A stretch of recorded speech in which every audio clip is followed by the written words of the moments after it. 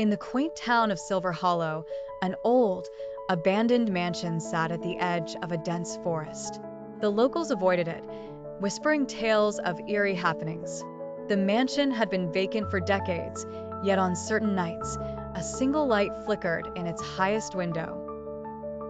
One evening, a young historian named Clara arrived in Silver Hollow, drawn by the town's mysterious past. She had heard of the mansion's legends and decided to investigate. The townspeople warned her against it, but Clara's curiosity was stronger than her fear. Clara ventured to the mansion as dusk settled over the town. The air grew colder as she approached, and a thick fog began to creep in. She noticed the light in the upper window, just as the stories had described, flickering faintly in the growing darkness. Determined, Clara pushed open the creaky front door, its hinges groaning in protest. The inside of the mansion was covered in dust and shadows, yet she felt a strange warmth, as if someone had just been there. The air was thick with an unexplainable tension. As she explored, Clara found a series of old portraits lining the walls. Each depicted the same man at different ages, his piercing eyes seeming to follow her every move.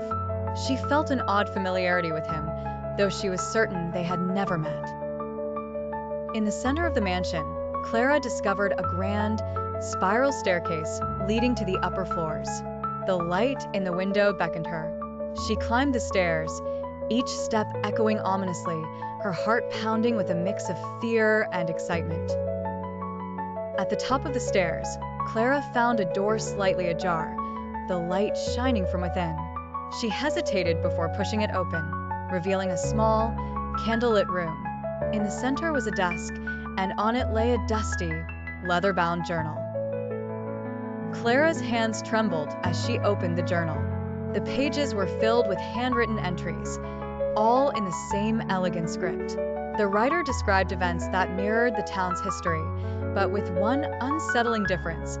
Each entry was dated from the future. As she read on, Clara realized the journal chronicled her own life. Every significant event she had experienced was detailed in its pages, right up to the moment she found the book.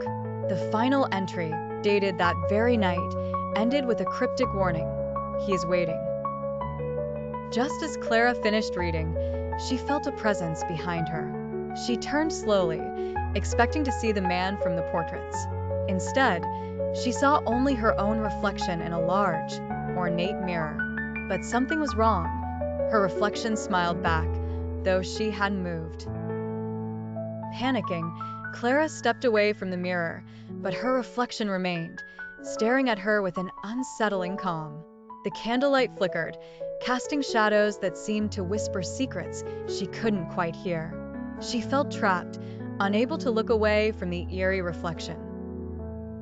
Suddenly, the mirror shimmered, and Clara's reflection began to fade. In its place appeared the man from the portraits, his eyes locked onto hers. He spoke softly. "You were always meant to find me, Clara. We are bound by the threads of time, and now, our fates are sealed." The room grew colder as the man extended his hand towards Clara, his expression unreadable. "Join me," he whispered, "and together we will uncover the mysteries of time itself." Clara hesitated, feeling both drawn to and repelled by his offer. Before she could respond, the mansion trembled, as if the very foundations were shifting.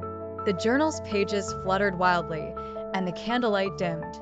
Clara knew she had to make a choice: stay and face the unknown, or flee and leave the mysteries of the mansion forever unsolved. With a deep breath, Clara reached out to touch the man's hand. As their fingers met, a surge of energy coursed through her, and the room around them dissolved into a swirl of light and shadow. When the world finally steadied, they were no longer in the mansion. They stood in a timeless place, surrounded by endless possibilities. The man smiled, no longer a mere portrait, but a living, breathing enigma. "Welcome, Clara," he said.